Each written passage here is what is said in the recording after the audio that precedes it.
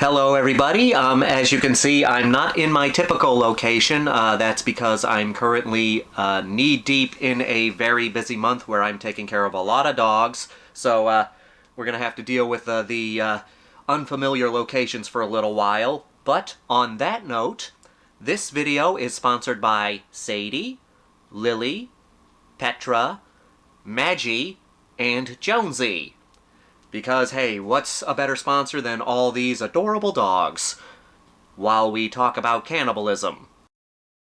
Watch it, Alan. I'm shooting.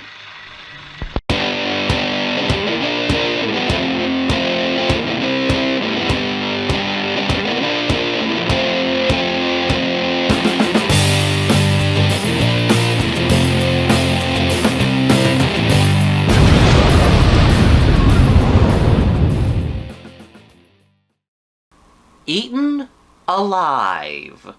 The 1980 Italian version, not the American 1976 version directed by Tobe Hooper.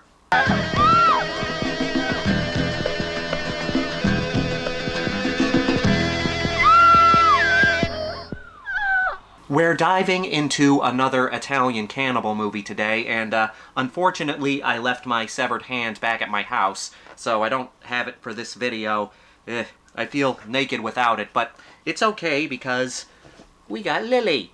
This is another cannibal movie directed by Italian director Umberto Lenzi, the man who started the cannibal genre with Man from Deep River. But between Man from Deep River and Cannibal Ferox, which is probably his most notorious cannibal movie, he made this little nugget of flesh-eating, Eaten Alive.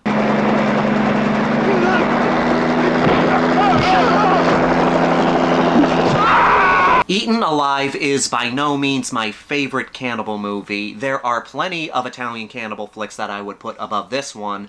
Hell, I don't even think it would make my top 10 Umberto Lenzi movies, but it is a fun flick. It does have its issues, but those issues make it more entertaining for me. The plot is interesting and sets this movie apart from other films in the genre. The movie opens with 4 assassinations occurring around the world, all being done by tribal-looking men using poisonous darts.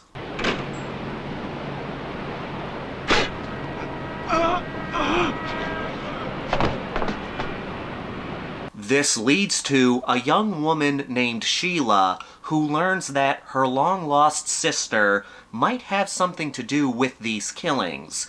So she begins an expedition to find her sister, and she hires a mercenary named Mark Butler, played by Robert Kerman of Cannibal Holocaust fame. I only work for cash. He agrees to take her deep into the jungles of New Guinea, where they run into cannibal tribes and a religious cult led by a sadistic leader that uses drugs to control his followers. And it happens that Sheila's sister has joined this group. Never must we be so united as in this moment, in our will for purification. United we must stand, and united we must expel all things foreign to God's nature. So not only do our main characters have to find a way to escape this cult, they also have to worry about the cannibals waiting just outside the village. What we have here is a cannibal flick mixed with a cult movie. This took place 2 years after the Jonestown incident, and just like in the early 1970s, after the Manson family murders in 1969, a bunch of movies came out that were inspired by that event. So, you had the Jonestown incident, and then after that, movies came out that were inspired by that incident. Those devils want to see me locked up in a prison cell, but they'll never get to do it. I will not leave my people without their leader. For those of you who don't know, Jonestown was a place that was built in Guyana, South America. You had this man named Jim Jones who basically started his own religion. He started a cult. And he went around America collecting people and they started following him. He eventually took his people to Guyana, South America, where they created Jonestown as a haven for him and his people. There is a lot of information out there. I'm only just scratching the surface with all of this, but long story short, Jim Jones convinced over 900 people to commit suicide. Again, there is a lot more to this, and there's a lot more information out there. I encourage you to look into it yourself, but that's the gist of it. So, this tragic event inspired quite a few movies, and Eaten Alive is one of them. Don't drink it, it's drugged. What? Colin!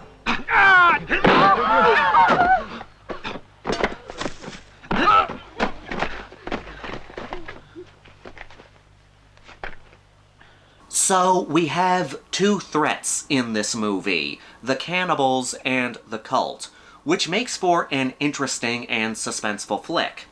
Our main characters are trying to get away from this sick cult leader, but there's miles of jungle between them and civilization, and there are cannibals in the jungle just waiting for them. That's a horrifying idea. The only way out of a dangerous situation is by going through another dangerous situation. Which one is the better option? The answer is neither of them.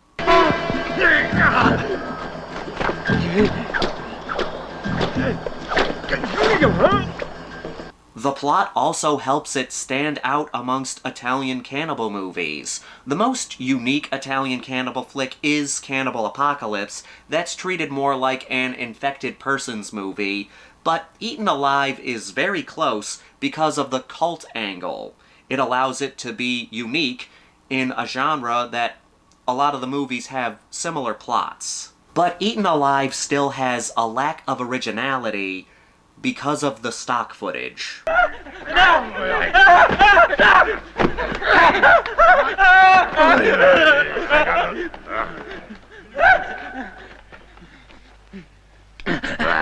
Stock footage is no stranger to Italian horror movies or Italian movies in general from this time period. Stock footage was used to save time and money. Bruno Mattei did this in quite a few of his movies, including Hell of the Living Dead, which I love. Eaten Alive uses clips from previous cannibal movies, mostly Mountain of the Cannibal God and Jungle Holocaust, and I think a few scenes from Man from Deep River, but I could be wrong about that.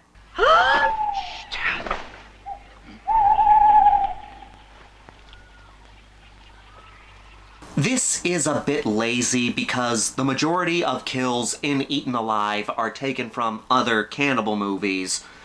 There are moments where this movie does have its own kills, and they are well done, but there are a lot of kills and a lot of scenes taken from other cannibal movies. And I'm going to be honest, I got entertainment out of this. I would always rather my movies make their own scenes, but I had a good time trying to guess which movie the stock footage was from, and it helps that Eaten Alive also has Mei Lei, who also appeared in Man from Deep River and Jungle Holocaust.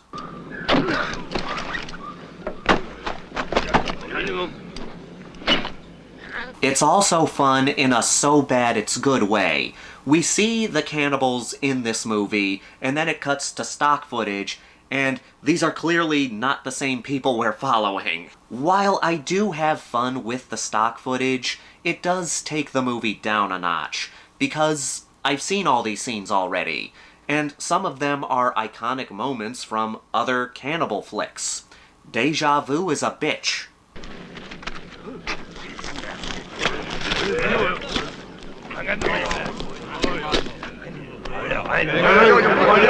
There are also a few moments that are unintentionally funny.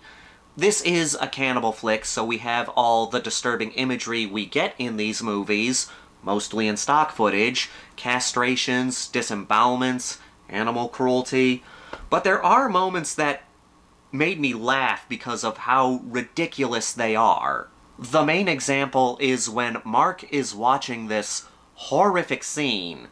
I won't say what he's watching because spoilers and nudity, you can thank YouTube for that. But as he's watching this horrifying scene, Sheila is coming over to see what's going on. Now, Mark does not want her to see what's happening, so his best idea is to knock her the fuck out.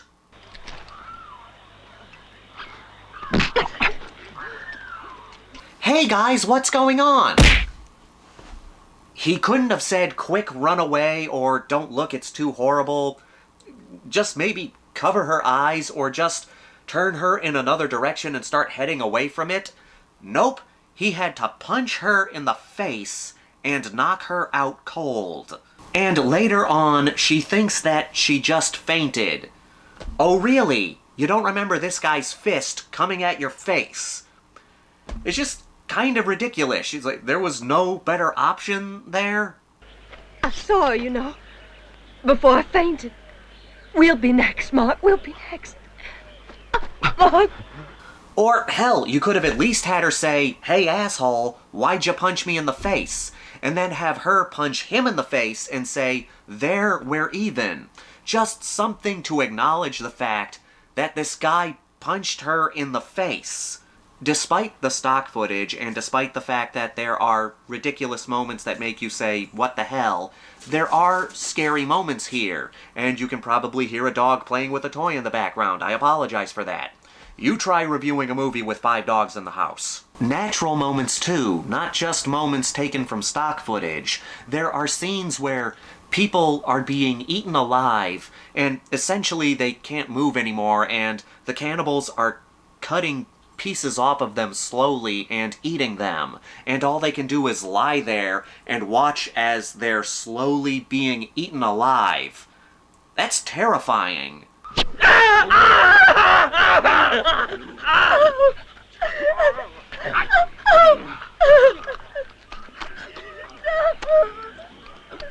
And then there's the scene in the cult's village towards the end of the movie.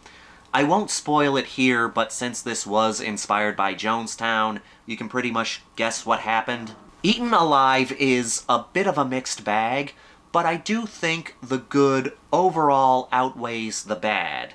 And the bad in this flick can be that entertainingly so bad it's good kind of bad.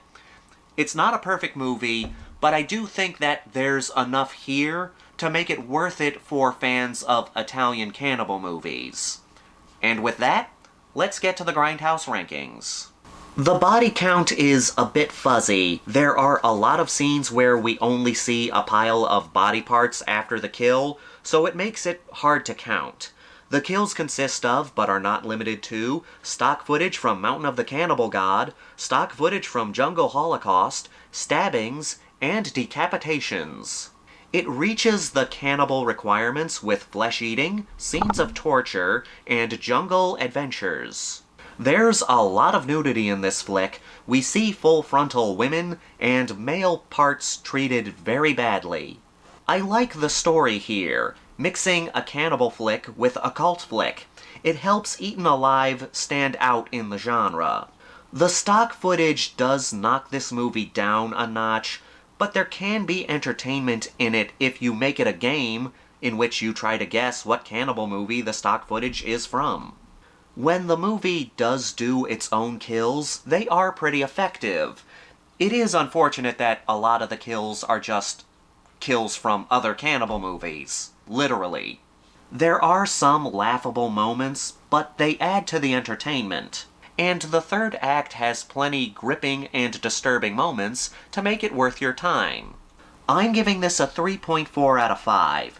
There are plenty Italian cannibal flicks that I would put above this one, but there's still plenty here for fans of the genre. As always, I want to thank all of you for continuing to watch and support this channel. Please leave a comment down below. Let me know your favorite scene in a cannibal flick. It doesn't have to be an Italian cannibal movie, it can be any movie that has cannibalism in it.